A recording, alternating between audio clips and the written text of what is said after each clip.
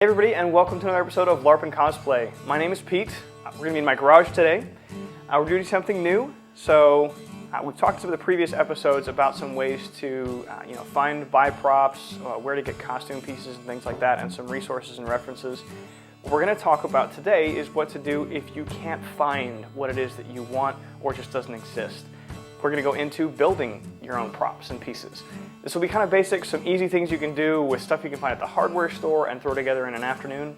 For example, this was a piece that I threw together for a convention. It was one of those things where I realized, hey, I need an axe by like tomorrow. And just kind of thrown together literally from what I had in my garage at the time. All of the techniques for shaping and making this kind of thing is something we can easily cover. We're actually going to work on doing that today. So step one, let's sketch some ideas and figure out what we're actually going to be building. What I'm going to be doing today is building another axe to kind of replace the other one I have. I wanted something one-handed, so I'm going to be kind of designing along that sort of vein. And what I'm going to do is I'm literally going to throw down a few ideas and shapes, and you really can just kind of play with shapes. I mean, if you're not incredibly artistic, it doesn't really matter. This is all like concept work. But it gives you kind of ideas for being able to really easily start out what you want, and then you just kind of let your sketches go crazy from there. And all right, so we've got some good sketch work. We've got a clear idea of what we want to make. The next component really is deciding on the scale of something that you want to make and creating a pattern that you can use to actually cut out your materials. So you don't have to put a whole lot into this. Again, we're really just mainly looking, I've drawn in a couple details to give myself an idea of scale. But that's really about it. We can cut out our pattern and just get started from there. All right, so we got a finished pattern. I didn't do templates for all the little pieces because I figure there's not enough detail that I really need to trace or reproduce. It's just a simple matter of getting the measurements in place. So let's go on to cutting some things out. And that's where this comes into play. Like I said, stuff you can find in your garage. These are anti-fatigue foam mats. You can buy these in sets of 4 from Harbor Freight and Home Depot and a ton of different places like that. And they're really, really easy to carve and cut and shape. You just kind of lay out whatever you want onto them and trace them and cut out what you need. And that's actually what we're going to go ahead and do right now. All right, before I get tearing into this piece of foam and cutting out some of these pieces, a couple things to note when you're cutting this foam, just to make life a little bit easier. You can cut this with anything, razor knife, box cutter, anything like that will work easily, or ideally what you'll want to do is just lay that blade in a nice even angle. That way it can actually cut down into the foam. And what you end up with is a finished piece that's got really smooth, even edges. It's a lot easier to glue pieces together if they come out like this, but just something to keep note of if you've got a piece that you want to have as few edges to finish in the end. So let's get on to the next phase of this. We've got our sketches done, we've patterned, we've cut out some components. We're actually going to build our axe. The major pieces of the axe, the left and right side. I've got a couple filler pieces too, just to help kind of wrap it in. I've got some of the thinner foam used that I'm going to do the wraps around the handle to make it again look like there's kind of metal bands wrapping around the handle. What it is just a basic wooden dowel. I used a soldering iron to burn some runes into it and then just wipe some stain on it. I'm just going to build everything onto this as we go. You can use anything you want really to stick it together. Hot glue works surprisingly well for these projects.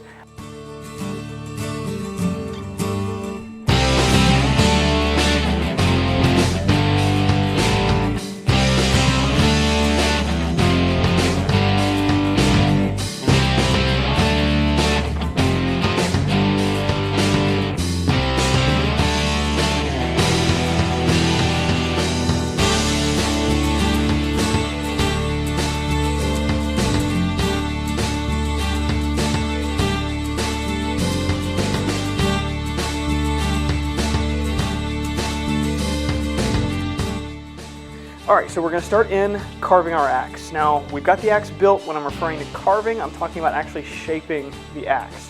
One of the first and easiest things to take into account, just use a razor blade for this, is just putting edges onto things. When you've got an edge like this, of course, this is going to be the back half of the axe. This is actually going to be, sharpened.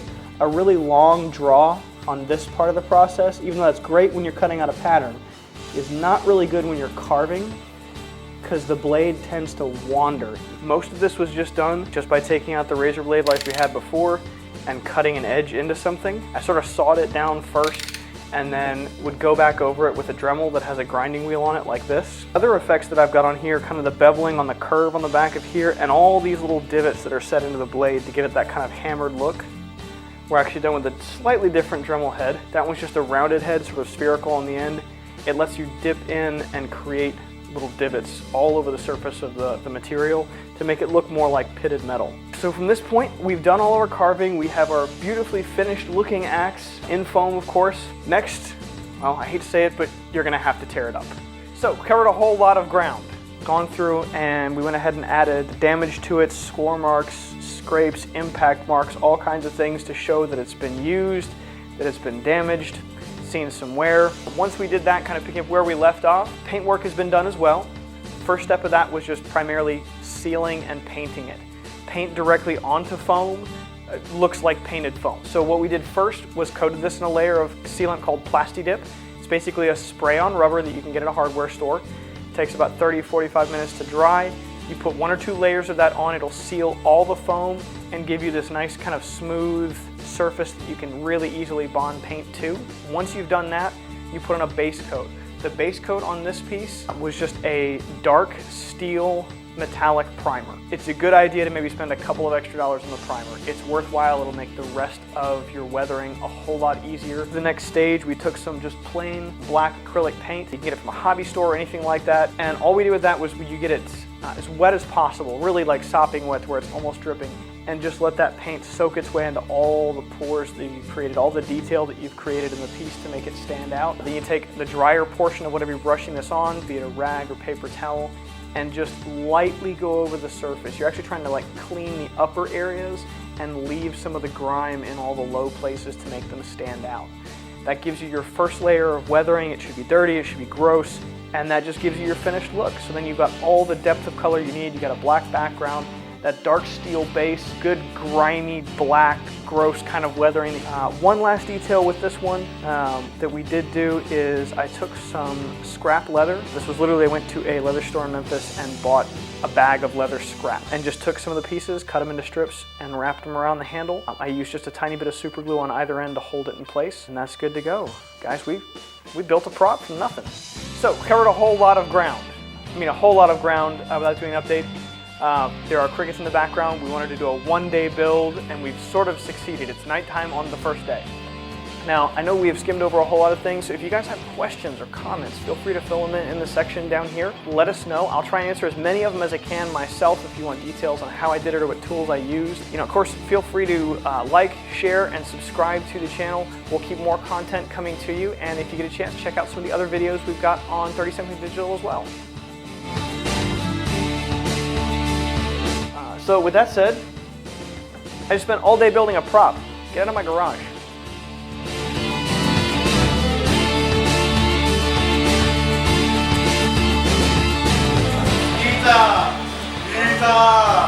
Like neck to the neck. Pose, posture. You are beauty and grace. Stand. You are put motion into your stance. Alright, for real, let's get back to work now. Right.